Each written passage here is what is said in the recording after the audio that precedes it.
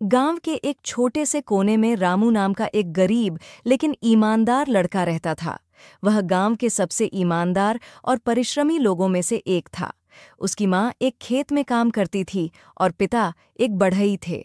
घर की आर्थिक स्थिति बहुत अच्छी नहीं थी, लेकिन फिर भी रामू कभी भी गलत रास्ता अपनाने की नहीं सोचता था। रामू की सबसे अच्छी आदत यह थी कि वह हमेशा सच्चाई पर चलता और किसी भी परिस्थिति में झूठ नहीं बोलता था। गांव में एक बड़े व्यापारी थे, सेठ धनराज, जिनकी कई दुकानें थीं। वे अपने व्यापार में बहुत होशियार थे, लेकिन लोगों की ईमानदारी को परखने में उनकी गहरी रुचि थी। एक दिन रामू जंगल से लकड़ियां इकट्ठा करके अपने घर लौट रहा था। रास्ते में उसे एक चमकती हुई थैली दिखी। जब उसने पास जाकर देखा तो पाया कि वह सोने के सिक्कों से भरी हुई थी। रामू पहले बहुत खुश हुआ, क्योंकि उसके घर की हालत ठीक नहीं थी और यह धन उसके परिवार के लिए बहुत मददगार हो सकता था। लेकिन फिर उसने सोचा कि यह किसी और का होगा और किसी का धन चुराना गलत बात है। रामू ने गांव में आकर लोगों से पूछा कि क्या किसी की कोई चीज गुम हुई है, लेकिन किसी ने इस बारे में कुछ नहीं कहा। फिर उसे ध्यान आया कि सेठ धनराज इसी रास्ते से गुजरे थे। उसने सेठ जी की दुकान पर जाकर पूछा, सेठ जी, क्या आपकी कोई चीज खो गई है? हाँ, मेरी सोने की थैली कहीं गिर गई है। मैं बहुत परेशान हूँ। रामू ने तुरंत वह थैली निकालकर सेठ जी को दे दी। सेठ जी ने उसे गौर से देखा और पहचान लिया कि यह उनकी ही थी।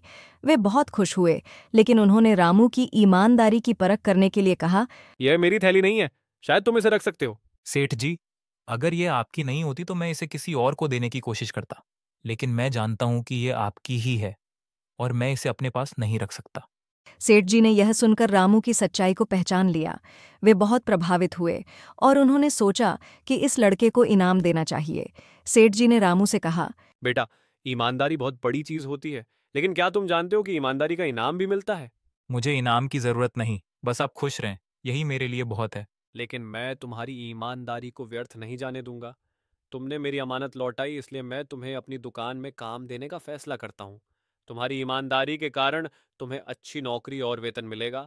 रामू बहुत खुश हुआ। उसने अपने माता पिता को यह बात बताई और वे भी बहुत गर्व महसूस करने लगे। रामू ने सेठ जी की दुकान पर काम करना शुरू किया। उसकी ईमानदारी और मेहनत से दुकान की बिक्री भी बढ़ने लगी।